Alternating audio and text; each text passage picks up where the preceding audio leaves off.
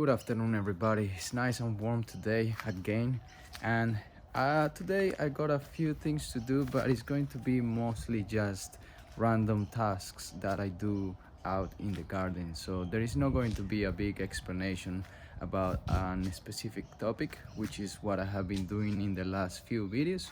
This one is going to be a mix of a few things. So first of all, I want to replace the batteries in the irrigation system controller that I have, and I'm gonna show you how I do it and how I connect it to the tap and how I connect the hose to it. It's very simple, but that's one of the things that I have to do because if I don't have the irrigation system controller, then nothing is going to be watered in this part of the garden. As I have shown you, my irrigation system goes from here, from those asparagus bushes that are here, all the way till there, to the end of this bed. So I need to replace the batteries. The second thing is to harvest a few strawberries. The third thing is going to be to prune some tomatoes.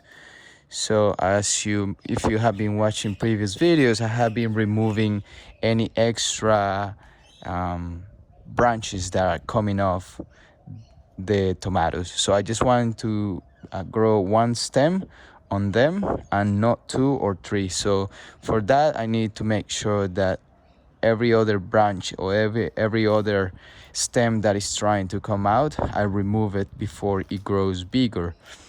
And the fourth thing is to remove some of these, to harvest some beans. As you can see, they are all drying up now. It seems like it's the normal procedure for beans to do. So they grew up, they became, the leaves became green, and then from there the fruit came, the beans came, and now it's drying. So I think it's the normal process. This is my second year growing them. So there is still a few things to learn about it. And possibly at the end I'll give you a trip around the garden. So give you a little tour. So let's start with the first topic. So as you can tell, today is gonna be a variety of topics, but very small tasks that I have to do today. So first of all, we got here the irrigation system controller. So I kept it here because it got some screws on it and I don't want to lose any of them. So in case any of them fall, they will fall hopefully on the net. Hopefully they are not so small that they will fall down into the garden bed. So I just came back from the shops and I got 4 of these AA batteries. So to replace it is pretty simple, I believe. I'm gonna turn it off here because it says off and on. So I'm gonna just turn it off just in case. Remove the batteries.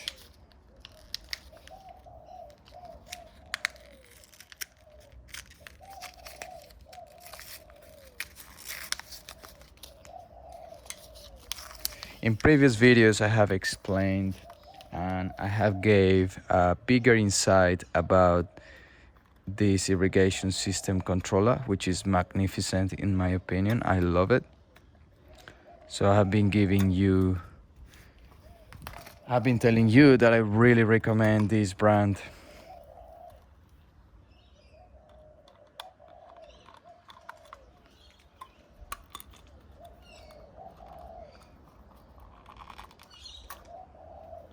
I need to be careful with the screws.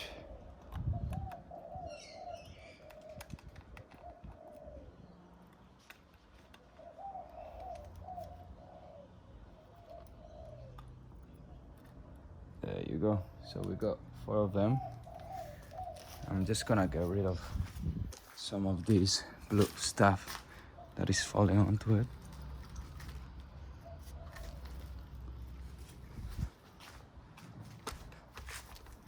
And just simply Position the batteries, the positive, positive, positive, facing up. There you go, perfect. And then it's negative. So I put it the opposite way. And then positive and negative. So it should be ready to go now. I'm gonna put the lid back. Uh-oh. One of them just dropped. Well, lots of them dropped. But should be fine. Gonna put it back where it was. Perfect.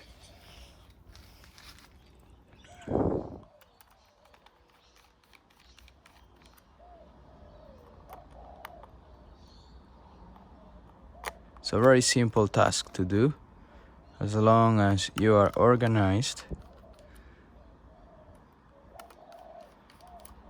and you don't let those screws to jump around. That could be a mistake. Sometimes people may try to get rid of the lid and then the screws are still there and then they will fly away. It has happened to me and I hate it because then the screw goes all over the place and you don't even know where it dropped. And sometimes they are tricky. They just fall somewhere, but then they go different places just because of the shape of it, I believe. It's very random. Perfect. That should be enough to keep it sealed. What I'm gonna do now is to turn it on. Yeah, perfect. So I'm gonna turn it on and it says battery now, link. So it should be connecting now to the hub that is next to the Wi-Fi. So now it says link. So it's working well now. I'm gonna give you a good side of this part here, hopefully. And let's just connect it to the tap.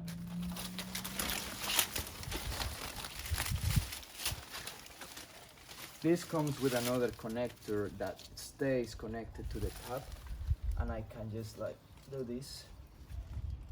Actually, just turn it here.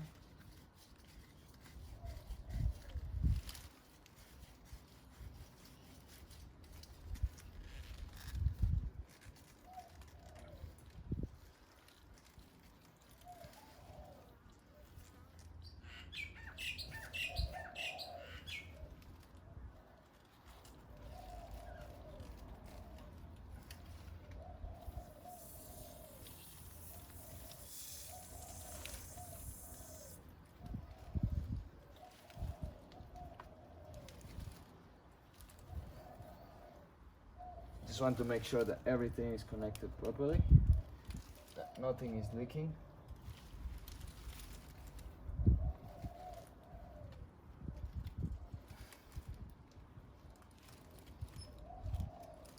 And then I open the tap here on this side.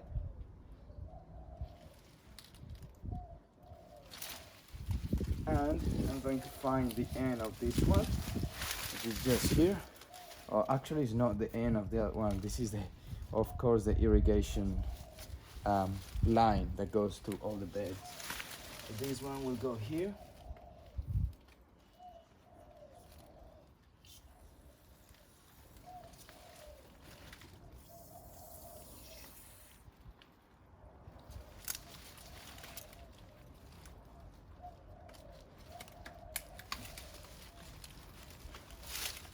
And just click it in there. Pretty simple. And I may come back and try to fix that, because if I do this, just move it to the side, it gets fixed. But I don't want to leave things that way in case just, you know, something happens and then the water just starts dripping everywhere and it's left open for hours maybe, so it's gonna be a lot of water wasted. just because that is left unattended. So I'm gonna check it after I finish this video. The second thing that I said I would do is to harvest some strawberries. So I can see that the strawberries are looking nice and red. So I'm really looking forward to finally eat some of those. It's been hard because a lot of the animals like possums or rats come here and they were eating it. Also the mosquitoes and all the insects love it. But for these ones it seems like they were not attacked.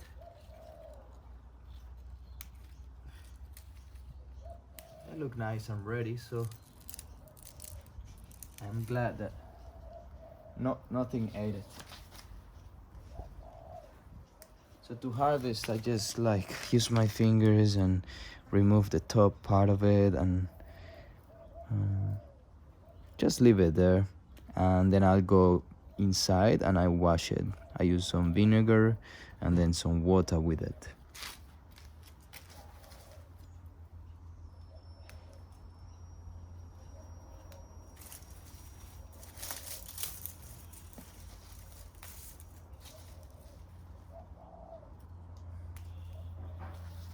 This strawberry looks nice, very bright and red. A nice shape too. This one looks red too, but it's a weird shape, but it should be fine.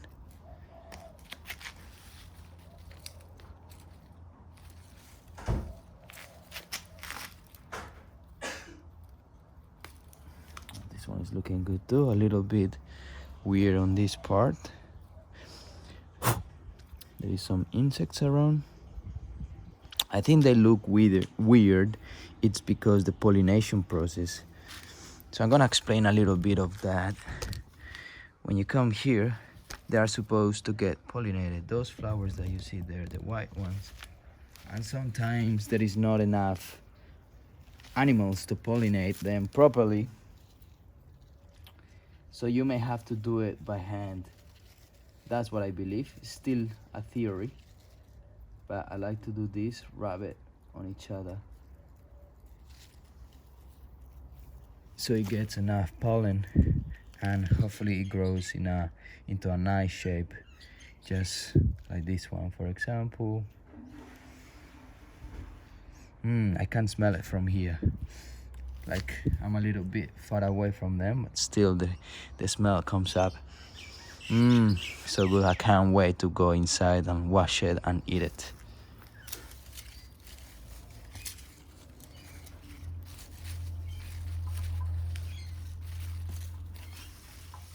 So that looks like that's the end of those. There is 3 in there, but they are too small.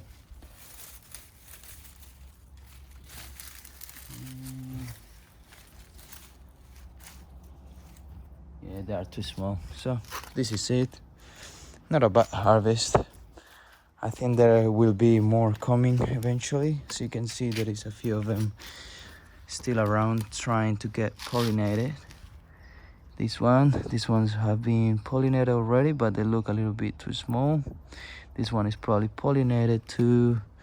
So hopefully I'll have more soon. The third thing that I want to do today is to prune some tomatoes. So in previous videos I have shown you the process that I go through with it. In this video I'm not gonna I will not be going into the details, but I'll just show you quick what I usually do here. So if I see any of those extra arms growing from here on the side, I'll just remove it, because otherwise they will become another main stem. So this is the main stem. As you can see, this tomato is growing into just one. As you can see, little tomatoes coming up already, so that's a good sign. But yeah, so you find that in this case I want to grow only one stem. So for that I have been training this tomato plant So for that I let it grow, and then usually the new growth that comes on the top, I check for any extra arms growing on it. So you will see some of these branches coming out. Those are the normal ones, and then you will see the main stem, and in between this normal branch coming on the side and the main stem, there will be something coming out just like that. So from there will be a growth that if you let it grow, it will grow as a main stem, so it will go thick like this, and it will be another part of the tomato.